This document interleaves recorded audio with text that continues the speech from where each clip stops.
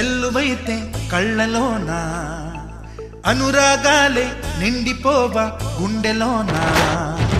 ఆనందాలే వెల్లువైతే కళ్ళలోన అనురాగాలే నిండిపోవా గుండెలోన